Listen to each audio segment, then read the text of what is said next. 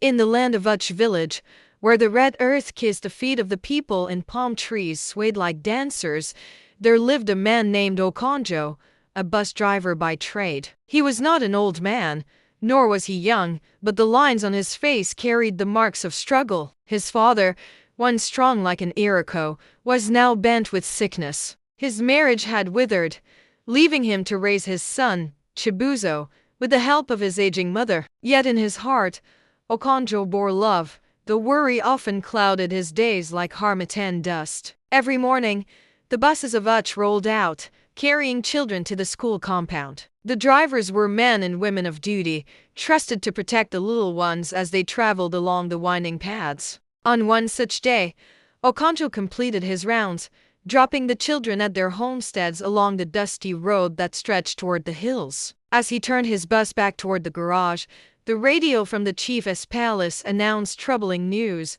The sun had burned too fiercely for 210 days, and the rains had not fallen. The elders warned that the land was brittle and dry, ready to catch fire at the slightest spark. That evening, a message came from the hills. A fire had started in the thick forests near the sacred groves. Hunters returning from the bush had seen smoke rising like a black serpent against the sky. The people thought the fire far away, but the wind in those days was restless, carrying sparks on its back like mischievous spirits. As Okonjo prepared to rest, he faced another storm in his own hut. His son, Chibuzo, had skipped school, claiming sickness. Words flared between father and son like dry grass meeting flame. Chibuzo accused his father of failing him, and Okonjo, wounded by his son's sharp tongue, returned harsh words of his own. Silence followed, heavy as a funeral drum. That night, sleep eluded him, and his spirit carried both sorrow and guilt. When dawn broke, the fire had grown fierce. From the hills, flames began to lick the farmlands. Smoke curled above the raffia roofs of nearby hamlets. The elders gathered in haste, their cowhide drums summoning the people. Messengers ran with words, "Leave your huts. Gather your children. The fire comes like a warrior with no pity." Chaos swept through Uche. Mothers tied babies to their backs, fathers seized whatever baskets they could, goats bleated in confusion, and children wept as the air grew dark with ash. Some ran to the stream, hoping to hide in its waters. Others clambered into carts and old lorries, desperate to flee before the fiery tide swept down. It was then that news reached the school compound. 23 children remained stranded. Their parents were away in distant farmlands or trapped in traffic on the narrow village paths. The teachers cried for help. Most bus drivers had already driven their families to safety, but Okonjo, who had lingered, heard the call. His heart, heavy with the quarrel of the night before, now found purpose. He stepped forward, declaring, "I will take them. No child of this village will be left to the fire." The teachers quickly gathered the little ones, tiny hands clutching slates and school bags, wide eyes shining with both trust and fear. Beside him stood Nena, a young teacher, brave though her heart trembled. Together they led the children into the yellow bus, lining them in 2 rows as if for a festival parade. The bus rumbled forward, its wheels carrying not just bodies, but the hope of families scattered across the burning land. At first, they followed the chief's road, but soon it became choked with carts and villagers. Flames leapt across the path, and panic spread. Okonjo, trusting his instincts, veered off onto the lesser tracks. Nana gasped at his boldness, but the driver pressed on, eyes sharp like a hunter in pursuit. Behind them, huts crumbled in fire,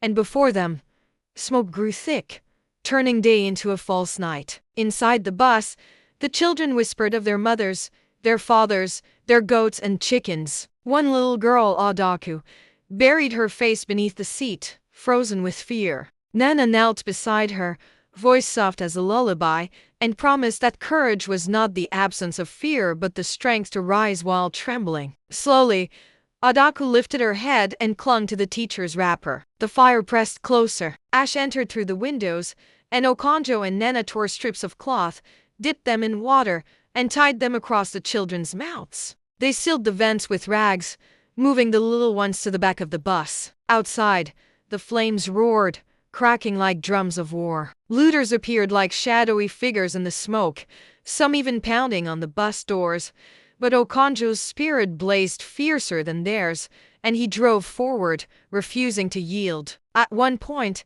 the road ended in a wall of fire. To stop meant death, yet to go forward seemed madness. Okonjo gripped the wheel, sweat pouring down his face. He told Nena to hold firm, and with a cry that was part prayer, part defiance, he drove the bus straight through the burning curtain. The children screamed, the bus shook, and the heat was like an open furnace, but then, like a chick breaking free of its shell, they burst out onto the other side. There, in the clearing, they saw rescuers waving and parents running with arms stretched wide. Tears flowed like rain as children leapt into the embrace of their mothers and fathers. Shouts of joy rose, mingling with the sobs of relief. Okonjo stepped down, weary yet unbroken. He searched the crowd until he found his own mother, who told him that Chibuzo was safe, sheltered with his mother in another village. The quarrel of the night before still stung, but relief washed over him like cool water from a calabash. He had saved not only his son's age mates,